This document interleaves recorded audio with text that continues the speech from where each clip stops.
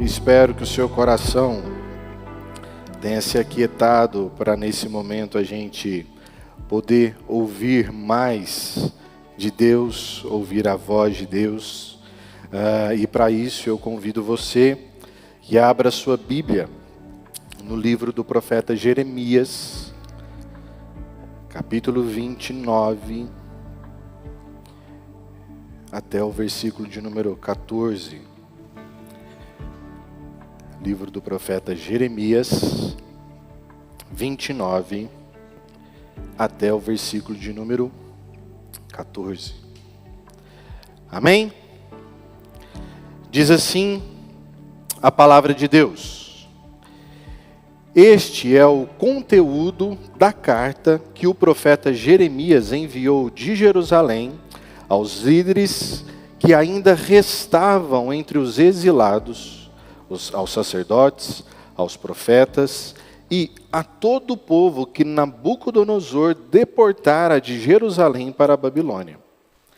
Isso aconteceu depois que o rei Joaquim e a rainha mãe, os oficiais do palácio real, os líderes de Judá e Jerusalém, os líderes de Judá e Jerusalém, os artesãos, os artífices, foram deportados de Jerusalém para a Babilônia. Ele enviou carta por intermédio de Eleasa, filho de Safã, Gemarias, filho de Ilquias, aos quais Edequias, rei de Judá, mandou a Nabucodonosor, rei da Babilônia. A carta dizia o seguinte: Assim diz o Senhor dos Exércitos, o Deus de Israel, a todos os exilados que deportei de Jerusalém para a Babilônia. Construam casas e habitem nelas, plantem jardins e comam de seus frutos. Casem-se e tenham filhos e filhas. Escolham mulheres para casar-se com seus filhos. E deem as suas filhas em casamento, para que também tenham filhos e filhas. Multipliquem-se e não diminuam. Busquem a prosperidade da cidade para a qual eu os deportei e orem ao Senhor em favor dela, porque a prosperidade de vocês depende da prosperidade dela. Porque assim diz o Senhor dos Exércitos, o Deus de Israel: não deixem que os profetas e adivinhos que há no meio de vocês os enganem. Não deem atenção aos sonhos que vocês os encorajaram a terem. Eles estão profetizando mentiras em meu nome. Eu não os enviei, declara o Senhor. Assim diz o Senhor: quando se completarem os 70 anos da Babilônia, eu cumprirei a minha promessa em favor de vocês e trazê-los de volta para esse lugar. Porque sou eu que conheço os planos que tenho para vocês, diz o Senhor. Planos de fazê-los prosperar e não de lhes causar dano,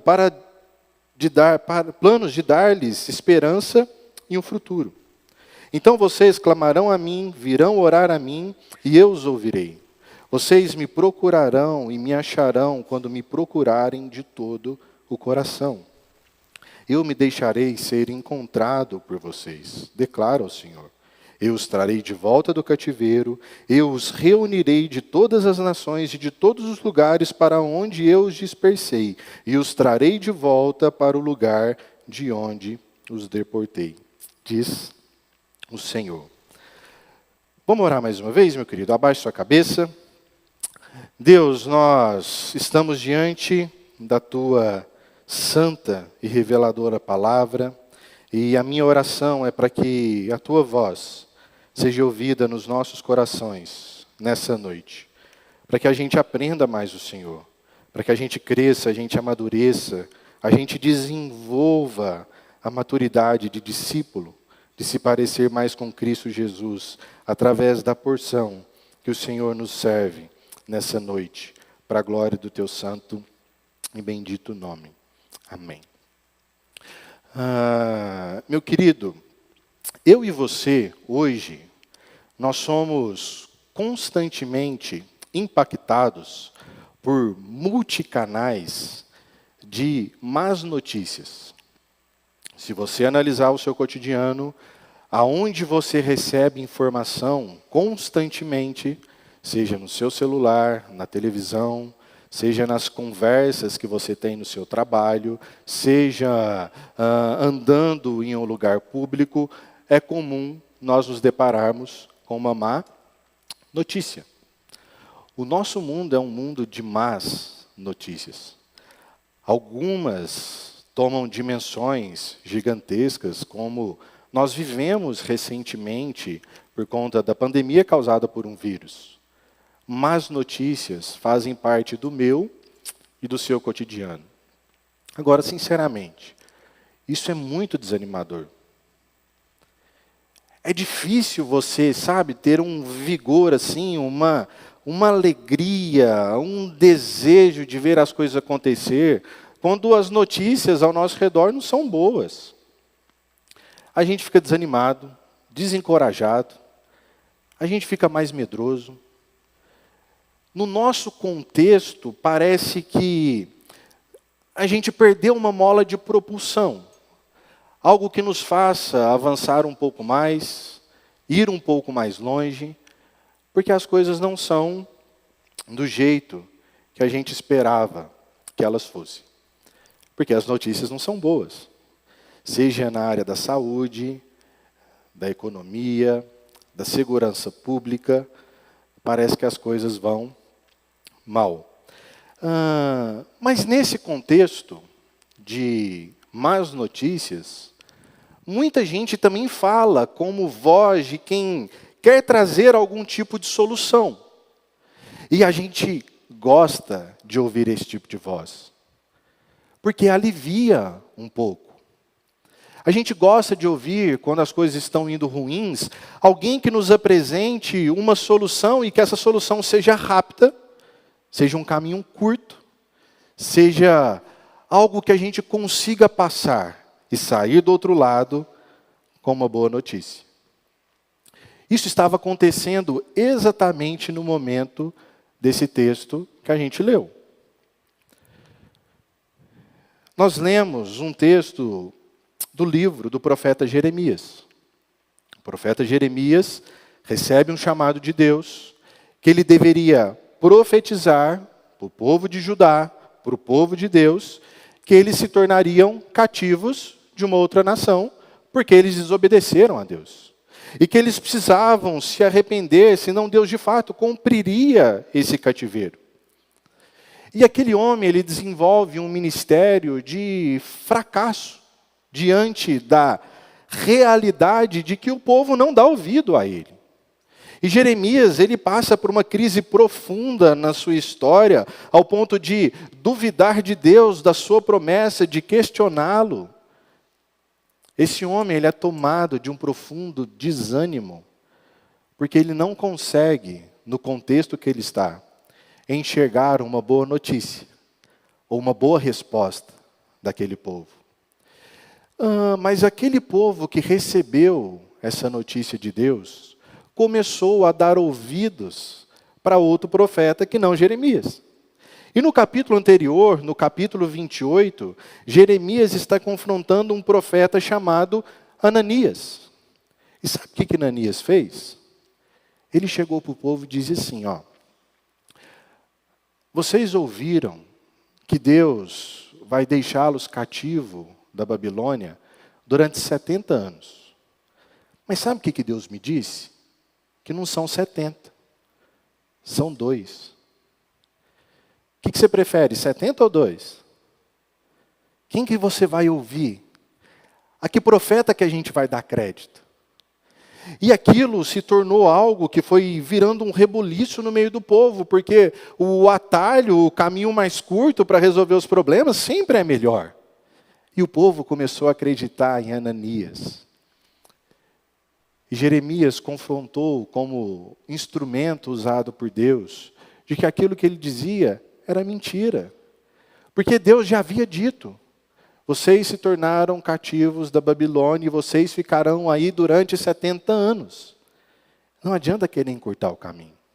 O resultado do capítulo 28 é que Deus tira a vida do falso profeta. E o povo, então, tem que receber uma carta, e é o texto que nós lemos, para que houvesse clareza do tempo que eles ficariam ali naquele local. E o que eles deveriam fazer, então, durante esse tempo. Mas o fato é que essa realidade, ela continua presente no nosso meio. A gente continua cercado de más notícias e a gente continua tendo pessoas que tentam trazer atalhos para mim e para você. Seja em qualquer lugar. Tem uma canção de um cantor bem contemporâneo, que é o Thiago York, que o título da música é Alexandria. Ele diz assim, no pequeno trecho da música: olha, tem gente demais, com tempo demais, falando demais, alto demais. E no final das contas, a gente está procurando paz. Então você tem gente te falando o tempo todo. O que você tem que fazer para que você receba uma boa notícia? O que você tem que fazer para que você tenha paz? O que você tem que fazer para que você encontre o estado que você deseja de satisfação, de prosperidade, de encontrar a realização dos seus sonhos, dos seus projetos? E tem gente te mostrando o caminho. Tem gente dentro do nosso contexto evangélico dizendo para nós que se Deus permitiu você sonhar, enxergar, ver, é porque Ele tem isso para você. E a gente precisa tomar cuidado, meus queridos, de qual é a voz que a gente está ouvindo. Sabe, para quem que a gente está entregando os ouvidos do nosso coração, da nossa mente, para moldar a realidade presente dos nossos dias? A Escritura Sagrada estava recheada de falsos profetas, vozes mentirosas, que tentavam encurtar aquilo que Deus já havia estabelecido na vida do povo. Trazer alívio aonde o povo precisava de disciplina. Trazer uma carga mais leve, quando o povo estava recebendo por consequência da sua atitude pecaminosa. E essa realidade eu e você precisamos enxergar. E eu queria te ajudar como instrumento de Deus a esclarecer isso no seu coração. De que, sabe por que eu e você recebemos más notícias? Porque o mundo que nós vivemos está mal. E ele está mal desde quando nós decidimos entrar em guerra com Deus. Desde quando nós ouvimos uma voz que não deveria ser ouvida, do inimigo de Deus. Olha, se vocês comerem do fruto que Deus diz para vocês não comerem, vocês não vão morrer. Vocês vão se tornar como Deus, conhecedores do bem e do mal. Ao ouvir aquela voz, a humanidade se rebela contra Deus. E desde então o mundo experimenta a corrupção do pecado. E todas as coisas que nós nos envolvemos, elas são recheadas de má notícia, porque tudo aquilo que nós tocamos, nós apodrecemos por conta da natureza pecaminosa. E nesse sentido, o mundo é mau. A gente ouve atrocidades. Se você assistir um jornal sensacionalista, aquilo é terrível, meus queridos. É gente como a gente, ser humano, praticando as maiores atrocidades que a gente pode imaginar. O mundo, a história está recheado de guerras, as coisas vão mal. E aí, na Escritura Sagrada, Deus sempre mostrou essa realidade através de duas cidades, que se contrapõem em toda a história bíblica, que vai de Gênesis a Apocalipse, que é Jerusalém e Babilônia. Então, o povo aqui era o povo de Jerusalém. E Jerusalém é a cidade que representa o lugar onde Deus habita, o lugar santo, o lugar próspero, o lugar onde todas as coisas vão bem. Porque ali Deus reina. As leis são as leis do Senhor, e as leis do Senhor são boas. Os seus resultados são bons. As coisas florescem, elas avançam. A harmonia, a beleza, a comunhão naquele lugar. Mas em contrapartida, a Bíblia nos apresenta a Babilônia, que é então uma figura do mal.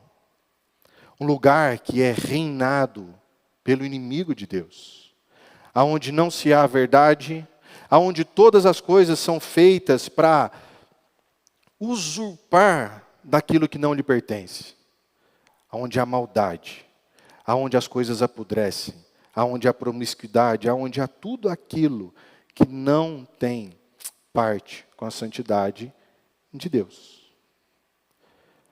Mas o mais interessante nessa história é que a gente lê uma carta que o próprio Deus tira o seu povo de Jerusalém e o próprio Deus deporta o seu povo para a Babilônia. Porque é isso que a carta está dizendo para os exilados. Olha, o texto começa dizendo que a deportação foi feita por Nabucodonosor, rei da Babilônia, mas a carta diz que os exilados estão lá porque eu, Deus, os deportei. Por que esse povo está lá? Por que esse povo está na cidade que é a imagem do mal e não a cidade que é a realidade do bem?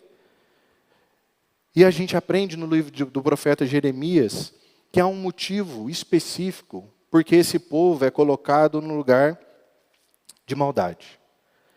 O texto diz que o povo deixou de guardar os sábados constantemente. E por conta dessa prática, Deus os colocou no cativeiro durante 70 anos. E esses 70 anos era uma representatividade de não guardar o sétimo dia, de não guardar o sábado. Então, o que o texto está nos dizendo, ou a história bíblica está nos dizendo, que quando nós não guardamos um dia específico, Deus então pesa com disciplina sobre nós.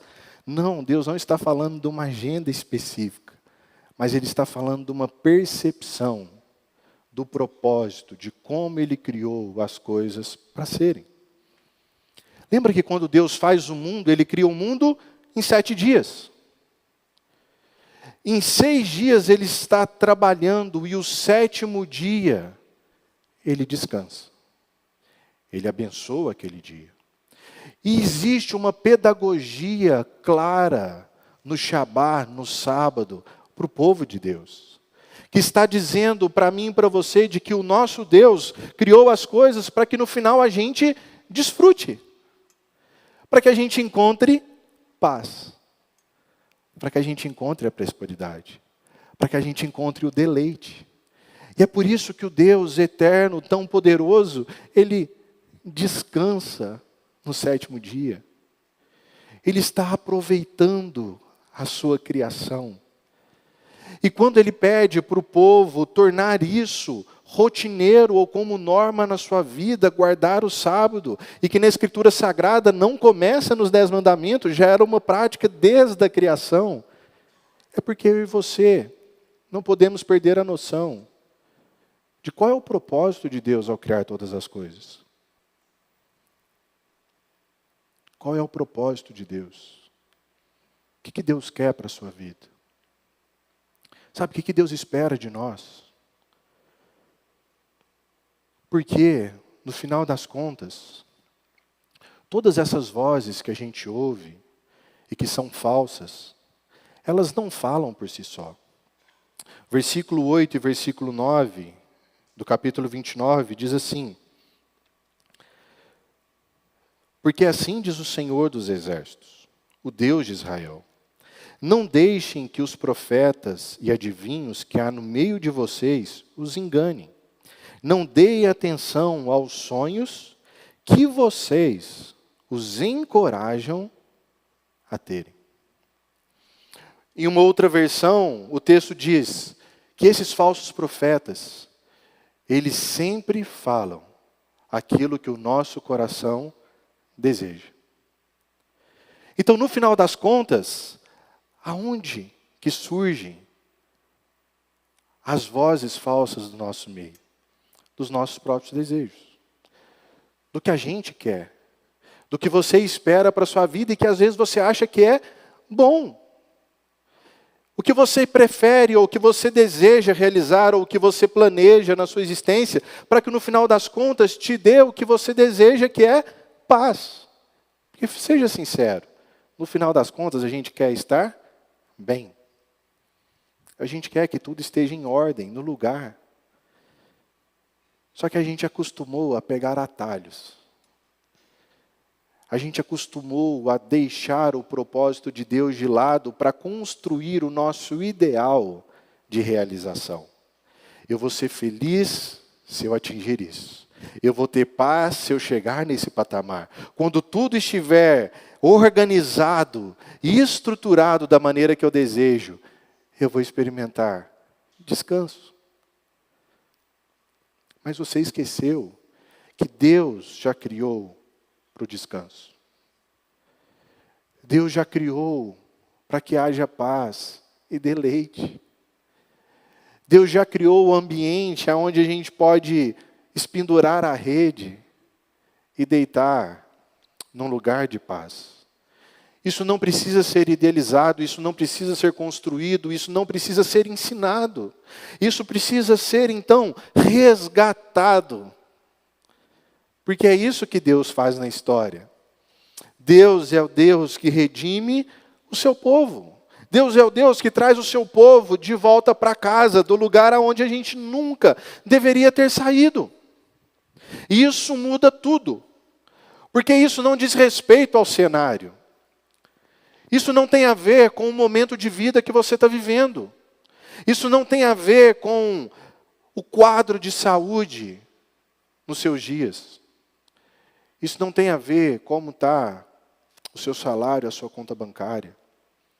Isso não tem a ver como estão os seus filhos. Tudo isso tem a ver como Deus planejou para ser. E por isso que o povo deveria então reaprender o propósito criacional de Deus no meio da Babilônia. Porque o cenário não muda quem Deus é e quem Deus diz e o que Deus diz. As má notícias que nós ouvimos no nosso dia não mudam quem Deus é e o que Deus diz.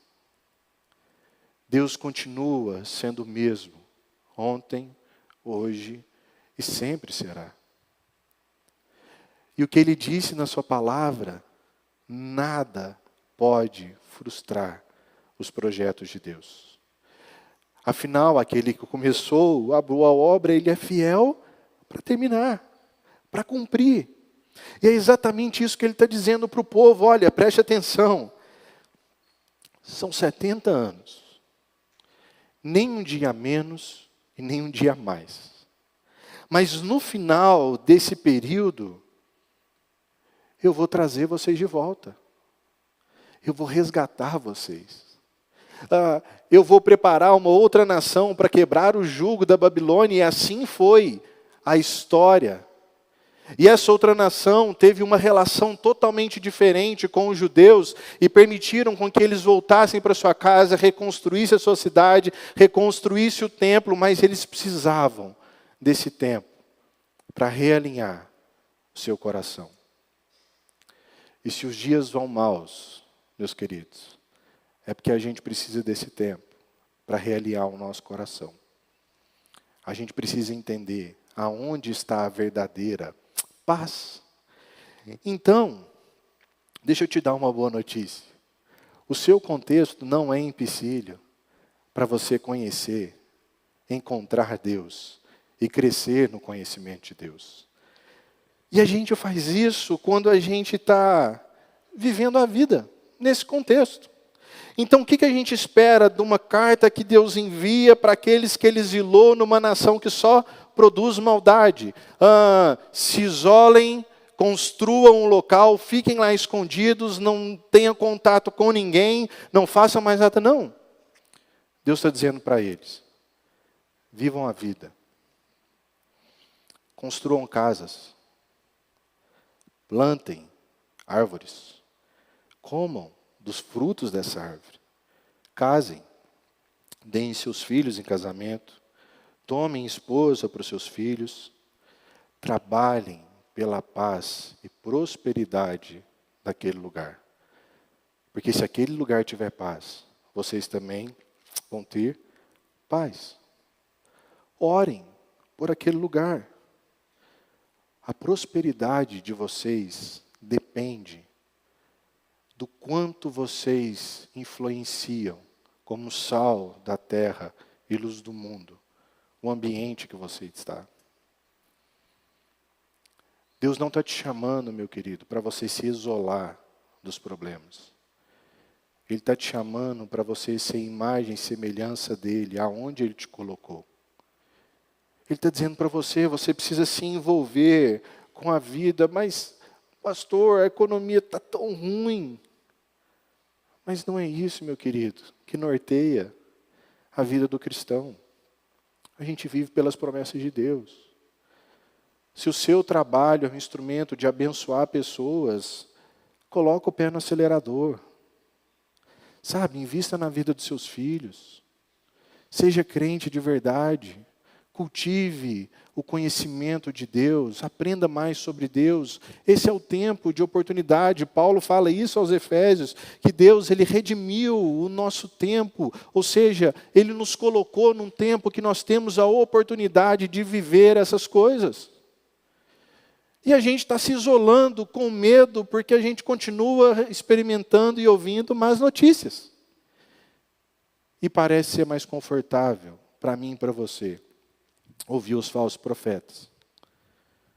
Você ir na igreja e ouvir que Deus vai te fazer prosperar, que o peixe que está na sua carteira vai virar não sei o que lá, um aquário gigante. A gente prefere ouvir coisas mais cômodas, rápidas, ligeiras. Mas Deus está dizendo na tua palavra, tem um tempo. E esse tempo é para que vocês me encontrem de novo. Sabe, porque quando terminar, aquele que é o verdadeiro descanso, ele vai vir pela segunda vez, Jesus Cristo. E Ele vai tirar toda a corrupção do pecado, e Ele vai trazer todo o seu povo de novo para Jerusalém. É assim que a palavra de Deus termina, com a cidade santa descendo do trono da graça de Deus e se estabelecendo no nosso meio. Com a Babilônia sendo destruída. Está lá em Apocalipse. A cidade que maquina o mal não vai ter mais espaço. O Cordeiro de Deus está sentado no trono. E o lugar onde Ele reina experimenta paz. Mas não a paz que eu acho, não a paz que você acha. A paz que vem de Deus, afinal de contas, isso é prosperidade, isso é a tão conhecida Shalom de Deus. É o estado de plenitude onde Deus está 100% presente. Aonde nós experimentamos o seu governo por completo, a sua lei, e nós não flertamos mais com outras vozes. Com isso, a gente experimenta o que é bom, perfeito e agradável. Viva a vida, meu querido. Viva a vida mais encorajado. Tire o desânimo do seu coração. Tire o medo. Sabe? Coloca um sorriso no seu rosto e saia para o seu cotidiano como um povo que tem uma promessa de paz. Porque é assim que Deus termina essa carta que Ele envia para o povo. Versículo 10 diz assim: assim diz o Senhor, quando se completarem os 70 anos da Babilônia, eu cumprirei a minha promessa em favor de vocês, de trazê-los de volta para esse lugar. Porque sou eu que conheço os planos que tenho para vocês, diz o Senhor, planos de fazê-los prosperar, e não de lhes causar dano, planos de dar-lhes esperança e um futuro. Então vocês clamarão a mim, virão orar a mim, e eu os ouvirei. Vocês me procurarão e me acharão quando me procurarem de todo o coração. E eu me deixarei ser encontrado por vocês, declara o Senhor. eu os trarei de volta do cativeiro, eu os reunirei de todas as nações e de todos os lugares para onde eu os dispersei, e os trarei de volta para o lugar de onde os deportei, diz o Senhor. A pergunta é, por que o meu coração precisa ter desejos quando nós temos o eterno Deus, Criador da existência, com os planos pré-estabelecidos para mim e para a sua vida? E aí a gente gosta daquelas expressões, né, que os sonhos de Deus são maiores que os nossos. E o que a gente precisa entender é que não existe comparação. A não ser que você seja um ser diferente que consiga arquitetar algo tão grande e tão belo quanto Deus, Criador dos céus e da terra. Paulo aos Romanos diz, o que a gente fez para Deus, para que Ele se torne devedor de nós? Por que o seu coração precisa ficar cheio de angústia, planejando coisas, desejando coisas, quando Deus, Criador, eterno, real, presente no nosso meio, já tem um plano perfeito para a sua vida?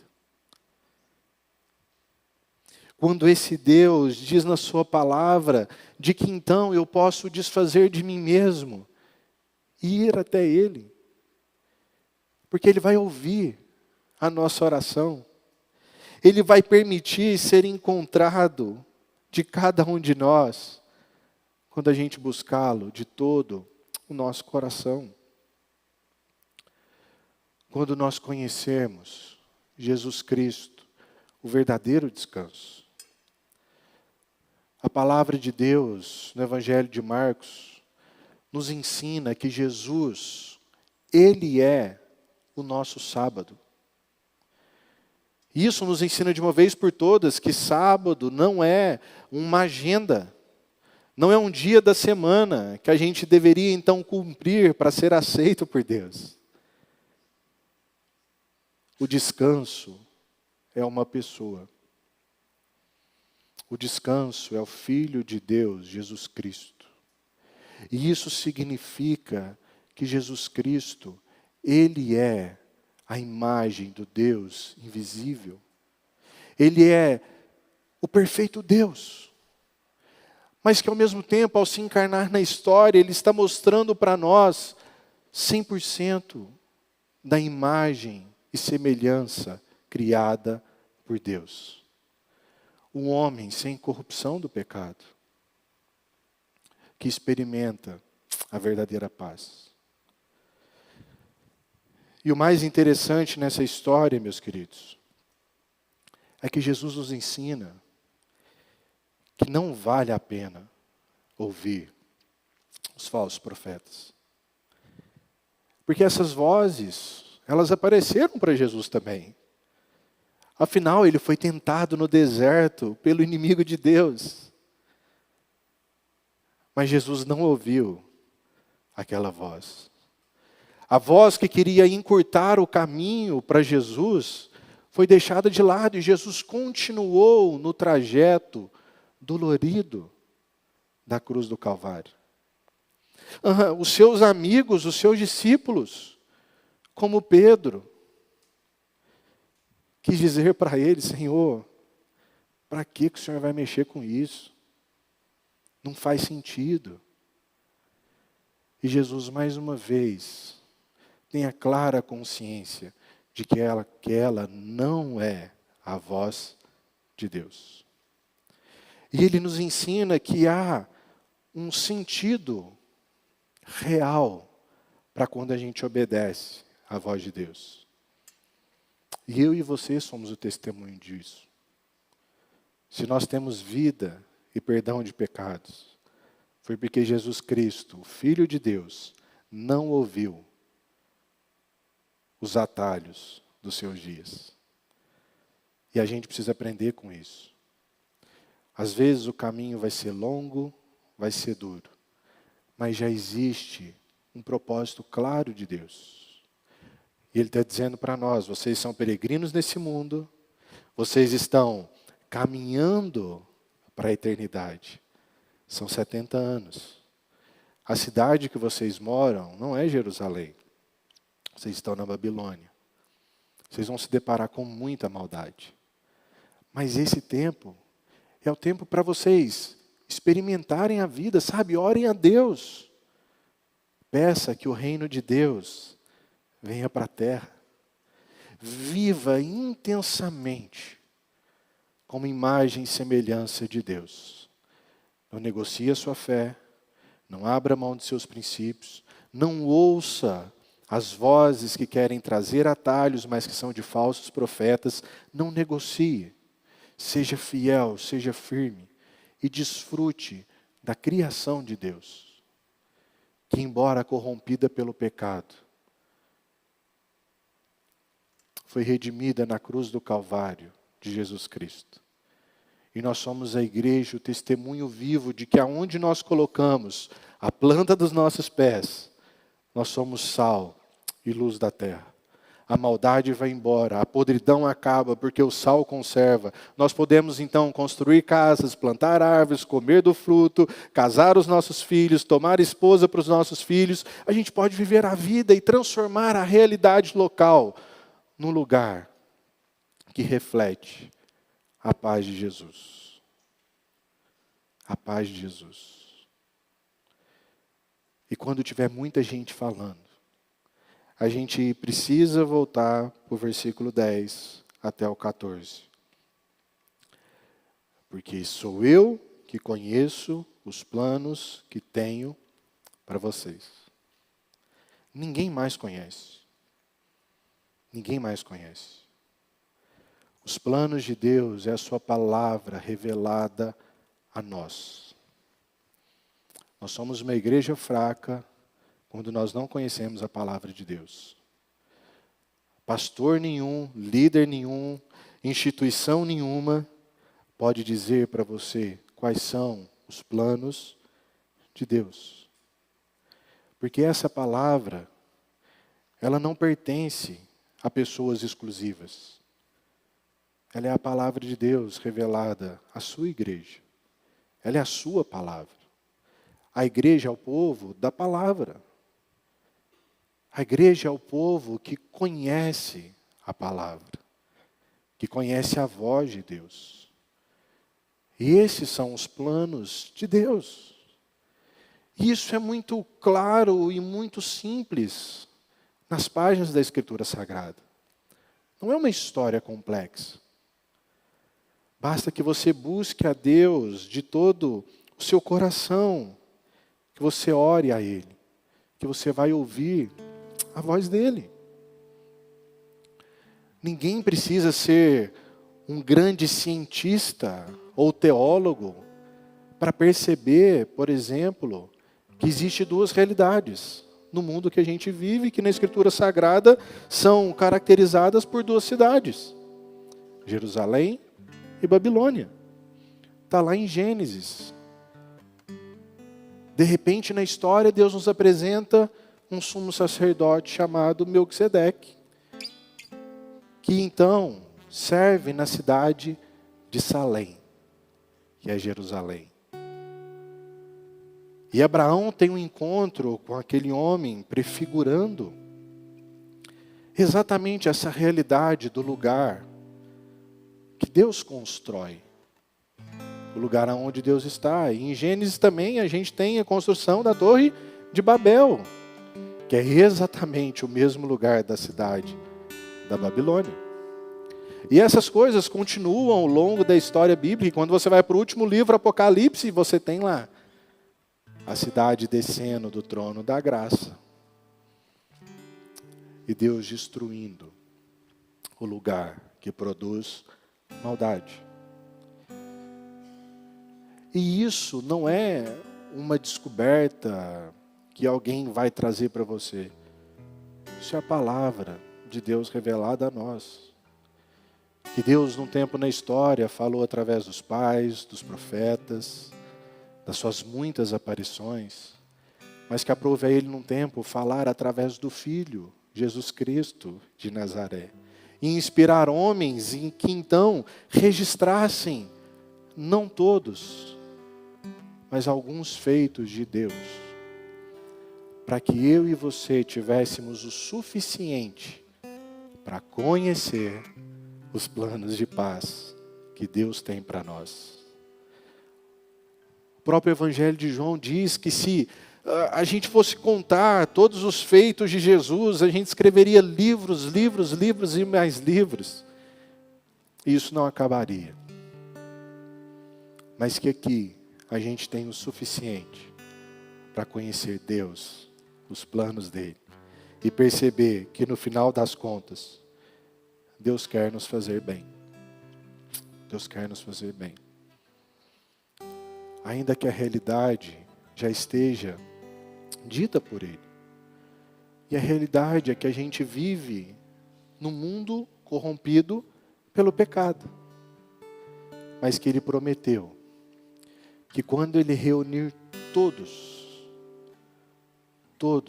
do seu povo, aquilo que a gente leu no começo desse culto em Apocalipse, quando a multidão que a gente não consegue contar, mas que Deus conhece cada um pelo nome, cada detalhe da história, da existência, estiver reunida. Nesse dia, o Filho de Deus, Jesus Cristo de Nazaré, virá para reinar eternamente em Jerusalém. Um mundo sem a corrupção do pecado. Que essa seja a sua esperança.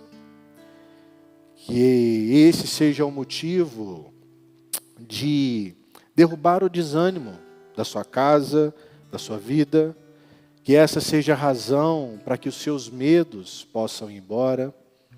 Afinal de contas, quando nós conhecemos o amor de Deus, o perfeito amor de Deus, esse amor lança fora todos os nossos medos. E eu queria convidar você para que você tivesse um tempo de oração. E essa oração não é uma oração de um apelo específico para a pessoa A e B. Porque essa é a nossa realidade. O meu coração também precisa constantemente reconhecer os planos de Deus.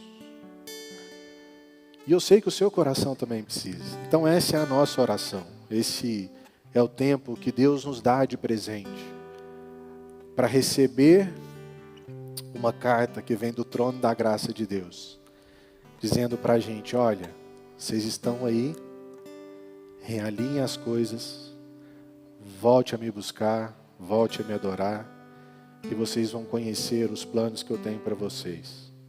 No final das contas, são planos de paz, para dar o fim que vocês desejam. Olha que paradoxo. Deus plantou no nosso coração o desejo de estar com Ele, de estar com Ele. E Ele preparou isso para mim e para você. Então, enquanto a gente canta, se você puder e quiser, ore nesse momento pelo seu coração, pela sua vida, ore pela sua casa, ore pelos projetos que você está envolvido. Coloque diante da presença de Deus. Peça para Deus levantar e dar clareza aos falsos profetas, às vozes que estão falando no seu cotidiano, mas que não são vozes de Deus. E muitas vezes falam no nome de Deus, mas não pertencem a Deus.